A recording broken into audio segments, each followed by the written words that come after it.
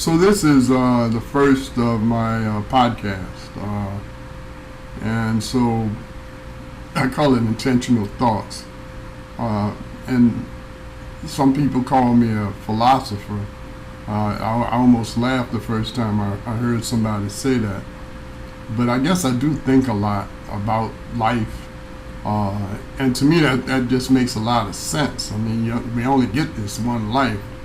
And the last thing you want to do is trip and fall your way through it. So I just think the more that you know and understand about what you're doing in this game, the better off you are. And so if that makes me a philosopher, because I want to understand how and why and what happens as a result, then I guess I'm a philosopher.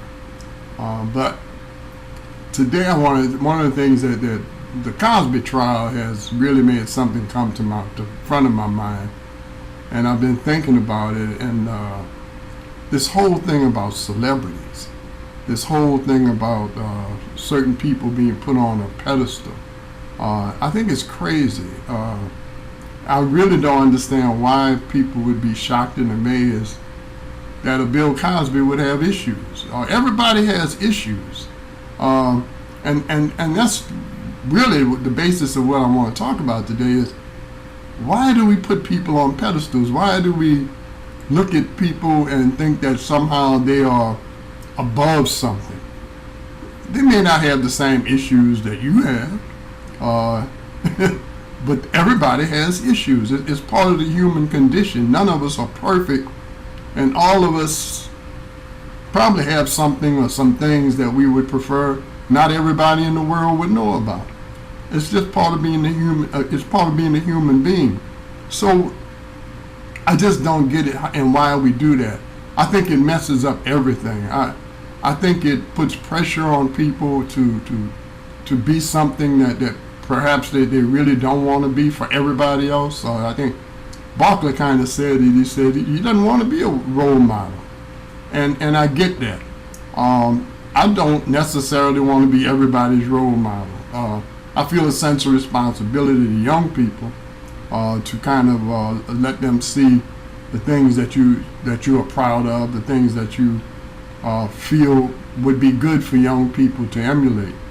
But I got issues. If my wife were here, she could probably spend about 30, 40, 50 minutes, hour and a half telling you about some of them. But I'm still an effective human being.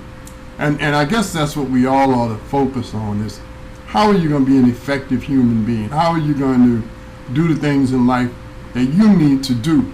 And at the same time, just understand that everybody else has the same job.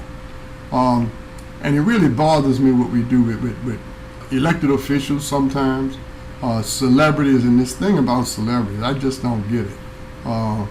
Maybe it's just me, but they're just people. You know, they put their pants on one leg at a time, and hopefully everybody has a BM once or twice a week, at least. But people are just people. And so you are as special as anybody else. You know, that's one of the things that makes my life exciting. Is understanding that every person that I meet is special for something. They're special. It's a tragedy that some people never really have the opportunity to find out how special they are and where their gift is. One of the things I really enjoy about working with young people is just helping them see themselves as something important and somebody unique, somebody that there's nobody else like.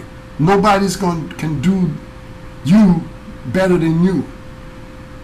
And so you're just as significant as a Bill Cosby. You're just as significant as a Donald Trump. And yeah, you know he has issues. But there's a lot of people that have issues that elected him. And somehow he got elected because some other people had issues and didn't participate in the process.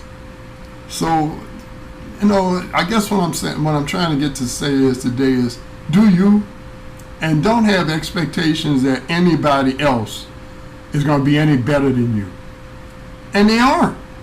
And they aren't. Sometimes their particular talent or their particular gift provides them an opportunity to become a celebrity, become a great basketball player. And if you think about it, if it weren't for the game of basketball, all these 7'2" guys would have a difficult time in life because they can't fly an airplane, they're too tall, their clothes would always be expensive. Otherwise they may have a hard time if there wasn't such a game as basketball.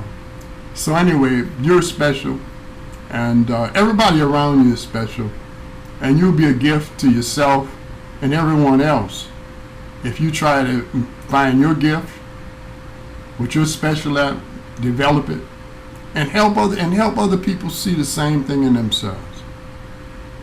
That's what you need to do.